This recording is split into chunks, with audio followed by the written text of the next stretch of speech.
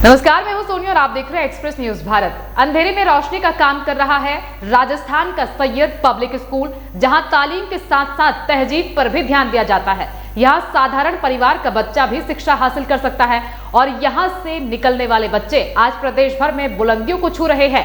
देखिए express news Bharat की ये खास रिपोर्ट। सैयद पब्लिक स्कूल की स्थापना सन 1993 में अंसार अली द्वारा ईदगाह वन विहार कच्ची बस्ती में किया गया, जहां शिक्षा का अभाव कम देखने को मिलता था। यहां अक्सर गरीब तबका रहता है, पढ़ाई को लेकर कोई माहौल नहीं था। इस बात को देखते हुए सैयद स्कूल के फाउंडर अंसार अली द्वारा जो मिशन था कि समाज के लोगों को किस तरीके से शिक्षित किया जाए, उन्होंने घर घर जाकर लोगों को शिक्षा के प्रति जागरूक किया और आखिरकार उन्होंने सैयद पब्लिक स्कूल की बुनियाद रखी, जिसमें वह कामयाब भी हुए। आज सैयद पब्लिक स्कूल के ईदगाह क्षेत्र में अपनी अलग पहचान है। प्रिंसिपल अंसार अली ने बताया कि हमारे यहाँ इस वक्त करीब 700 बच्चे शिक्षा हासिल कर रहे हैं और हमारे स्कूल के बेहतरीन रिजल्ट को देखते हुए हर साल एडमिशन में बढ़ोतरी हो रही है। साथ ही हमने यहाँ एक अनुभवी स्टाफ रखा हुआ है और हमारे यहाँ पढ़ाई के साथ साथ बच्चों की फिजिकल एक्टिविटी पर भी ध्यान दिया जा रहा है, जिसके परिणाम स्वरूप कक्षा 10 और कक्षा 12 के परीक्षा परिणाम 90% से 100% तक रहते हैं। कमजोर बच्चों को अच्छी पढ़ाई पर ध्यान देने के लिए एक्स्ट्रा क्लास दिया जा रहा है। ऑनलाइन पढ़ाई पर ध्यान देते हुए कंप्यूटर लैब व साइंस लैब स्कूल में उपलब्ध करवाया। साथ ही आपको बता दूं कि सैयद पब्लिक स्कूल के एक छात्र का सवाई मानसिंह मेडिकल कॉलेज में इसी साल दाखिला हुआ है और नीट परीक्षा में उसने अच्छे अंक हासिल किए, जिससे विज्ञान, वाणिज्य, कला वर्ग तीनों संकाय में बेहतरीन पढ़ाई का बेहतरीन स्कूल दीनियात उर्दू विषय पर खास ध्यान दिया जाता है, जिससे बच्चे दुनियावी पढ़ाई के साथ साथ दीनी पढ़ाई पर भी ध्यान दे सके। शिक्षा को बिजनेस न मानते हुए कम स्कूल फीस में बेहतर शिक्षा देना हमारी पहली प्राथमिकता है, जिसके चलते साधारण परिवार के बच्चे शिक्षा हासिल कर सकते हैं। कम फीस के साथ बेहतर शिक्षा को देखते हुए दूर दूर से लोग हर साल एडमिशन ले रहे हैं। डायरेक्टर अंसार अली ने शिक्षा को लेकर कहा कि जीवन में सफलता प्राप्त करने और कुछ अलग करने के लिए शिक्षा सभी के लिए एक बहुत महत्वपूर्ण साधन है। हमें जीवन के कठिन समय में चुनौतियों से सामना करने में सहायता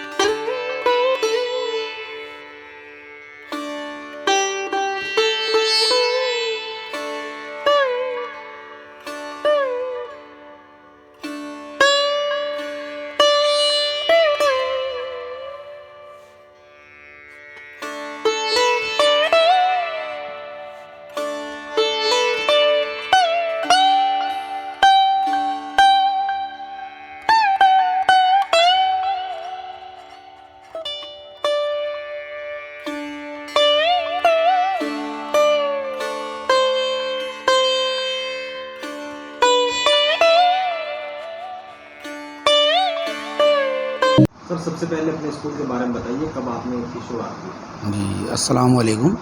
1993 में मैंने ये स्कूल स्थापित किया। किराए की बिल्डिंग ली, 2 कमरे लिए थे किराए पर और उसमें मेरे पास पहले साल में ही करीब 40-45 बच्चे एडमिशन हो गए थे। लेकिन फिर भी है ना, हम ट्यूशन पढ़ा के ख़र्चा निकाल करके स्कूल चलाते थे, क्योंकि इतना पैसा इनकम नहीं थी। 20 रुपये महीना फ़ीस थी उस टाइम पर, और 40 बच्चों में भी 20 बच्चों की माफ़ थी, 20 की फ़ीस आती थी। टीचर भी रखे थे 2-3, तो उनको भी तनख्वाह देनी होती थी, किराया भी देना होता था। तो वो सब हम फिर ट्यूशन पढ़ा करके ख़र्चा निकाल करके इसको आगे बढ़ाने का प्रयास किया। फिर 1 साल बाद ही हमारे पास 150 बच्चे हो गए 1994-95 में, और 150 बच्चे हो गए तो फिर हम थोड़ा बहुत खर्चा भी हमारा निकलने लगा। और मुस्लिम बच्चों की खिदमत के लिए हम हमेशा आगे रहे। जिन बच्चों की फ़ीस की रियायत ज़रूरत पड़ी हमने फ़ीस पे रियायत दी, और जो फ़ीस दे सकते थे उनसे फ़ीस ली। कितने बच्चे शिक्षा हासिल कर रहे हैं? अभी लगभग 700 बच्चे हमारे स्कूल में जो है एजुकेशन हासिल कर रहे हैं। और आपका स्कूल इंग्लिश मीडियम है या हिंदी मीडियम? दोनों माध्यम से मान्यता प्राप्त है, इंग्लिश मीडियम और हिंदी मीडियम दोनों से है। कौन सी क्लास तक है? और ये 12वीं कक्षा तक है। 12वीं क्लास में साइंस अभी इस साल से हम शुरू कर रहे हैं। आर्ट्स और कॉमर्स हमारी करीब 20 साल से चल रही है। 1993 में स्कूल खोलने की वजह क्या रही? स्कूल खोलने की वजह ये रही कि मैं जब वन विहार आते थे तो यहाँ सब बच्चे बाहर सड़कों पे खेलते रहते थे, कोई स्कूल नहीं था, कोई एजुकेशन नहीं थी, कुछ नहीं थी। तो उस टाइम पर हम स्टूडेंट लाइफ थी, हमारी स्टूडेंट लाइफ से बीकॉम कराई था मैंने। तो मुझे लगा कि यहाँ के बच्चों के लिए अगर अपन स्कूल खोलें तो कौम की खिदमत होगी, शायद पढ़ने भी लगेंगे। तो जब हमने खोला स्कूल तो बच्चे थोड़े बहुत जागरूक हुए और पढ़ने भी शुरू हुए। और जब हमारा स्कूल 5वीं तक था तो वो लोग 5वीं तक ही पढ़ के पढ़ाई छोड़ दी, क्योंकि आगे हाईवे है तो हाईवे के पार बच्चों को भेज नहीं सकते थे, यहाँ कोई अच्छा स्कूल था नहीं। ऐसे जब मिडिल हुआ तो बच्चों ने 8वीं पढ़ के छोड़ दी। आज की तारीख में भी जिन्होंने बच्चों ने 8वीं पढ़ के छोड़ा है उनके बच्चे इस स्कूल में पढ़ने आ रहे हैं। तो यानी एजुकेशन जब भी बढ़ी जब हमारा स्कूल बढ़ता गया। अगर हमारा स्कूल 10वीं 12वीं तक हुआ तो अब एजुकेशन 10वीं 12वीं तक हो रही है। एजुकेशन को हमने बढ़ावा देने के लिए, कौम की खिदमत करने के लिए ही स्कूल खोला था। मकसद भी मेन यही था हमारा कि ना कि एजुकेशन बढ़े। आज के वक्त में जो बच्चे शिक्षा से दूर है तो उनको लेकर क्या कहेंगे आप? एजुकेशन के लिए हम पेरेंट्स को यही समझाते हैं कि ना कुछ भी हो, अपने पास खाने को हो या नहीं हो, लेकिन बच्चों को स्कूल भेजो। और अगर फ़ीस देने के पैसे नहीं हो तो मुझसे बात करो, तो हो सकता है हम उसमें रियायत बरतें। और अगर हम नहीं भी बरत सकते हैं तो कहीं गवर्नमेंट स्कूल में कहीं ना कहीं बच्चों को पढ़ाएं ज़रूर, बच्चों को भेजें ज़रूर। बच्चा स्कूल से, पढ़ाई से टच में ज़रूर रहना चाहिए। ऐसा नहीं हो कि उसको घर बैठा लिया। कोरोना की वजह से भी बहुत से लोगों ने घर बैठा लिया था, उससे भी पढ़ाई का बहुत लॉस हुआ है। आपका स्कूल कच्ची बस्ती इलाके में भी आता है, आसपास कच्ची पूरी कच्ची बस्ती है ये, पूरा वन विहार कच्ची बस्ती है। कितना मुश्किल समझते हैं आप? कितना डिफिकल्ट है? बहुत मुश्किल होता है। लोग जो है पढ़ाना ही नहीं चाहते। लोग 10वीं में आते तो बच्चों को कहते हैं काम पे काम जाएगा, काम पे काम करेगा, काम पे बैठाएंगे, 2 पैसे कमा के लाएगा। क्योंकि रिक्शा चलाने वाले के ज़्यादा है यहाँ पर, उनकी बच्चे आते हैं, ये रिक्शा चलाते हैं और मजदूर हैं। कैसे मोटिवेट करते हैं पेरेंट्स को? हम उनको यही समझाते हैं कि ना एजुकेशन से बेहतर आदमी को होता है। नौकरी ज़रूरी नहीं है, लेकिन आदमी की लैंग्वेज, भाषा और कौम की खिदमत का जज्बा, ये सब जब ही आएगा जब एजुकेशन आएगी।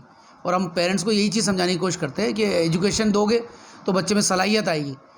नौकरी के लिए हम एजुकेशन नहीं है, सलाहियत के लिए है। वैसे हमारे इस स्कूल का एक लड़का अभी MBBS जयपुर SMS में सिलेक्शन हुआ उसका इसी साल। सर, आजकल छोटे बच्चे हैं, उनको पेरेंट्स उनको मोबाइल दे देते हैं और वो आगे चल करके पढ़ भी नहीं पाते, शिक्षा से दूर जाते हैं, फिजिकल एक्टिविटी भी कुछ नहीं कर पाते। उसको लेकर क्या कहना चाहेंगे?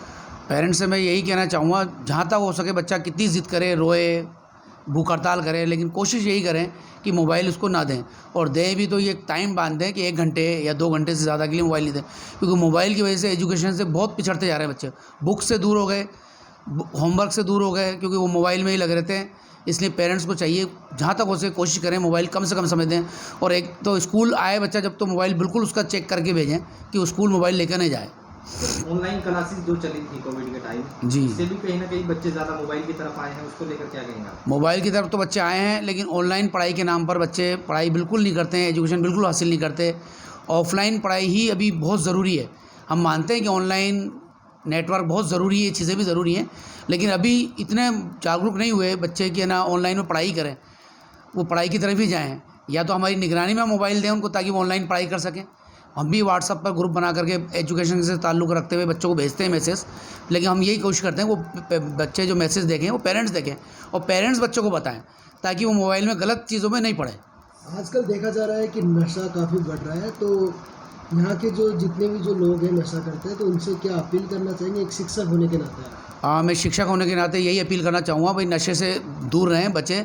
आजकल ये हुक्का बार चला है फैशन कि ये हुक्का बार नशा नहीं है, लेकिन हकीकत में वो भी धुआं है और उसमें फ्लेवर हैं वो जहरीले ही हैं। वो धीरे धीरे नुकसान देंगे, हमें आने वाले 10 साल बाद पता लगेगा इससे कितना नुकसान है। इसलिए इससे दूर रहें। और हमारा दीन इस्लाम भी यही कहता है कि हम नशे से जो है बचें और हमारे पेरेंट्स जो है बच्चों पर नज़र रखें, हम भी नज़र रखेंगे, बच्चों को समझाएंगे, मोटिवेट करेंगे कि नशे से बचें। नशा बहुत ख़राब चीज़ समाज है। के लोगों से क्या अपील करना चाहेंगे आप? समाज के लोगों से यही अपील करना चाहूँगा कि एजुकेशन के लिए ध्यान दें, छोटे मोटे चंदा जमा करें, कॉलेज के लिए करें, कॉलेज खोलें। मुस्लिम लड़कियों के लिए इतनी समस्याएं आ रही हैं क्योंकि मुस्लिम कॉलेज नहीं है। मुस्लिम कॉलेज जभी आएंगे जबकि समाज के लोग आगे आएंगे, युवा नेता लोग आगे आएंगे, कुछ चंदा डोनेशन जो एजुकेशन में से जुड़े लोग हैं उनसे लें और कॉलेजों के लिए ज़मीन लें, कॉलेज बनाएं।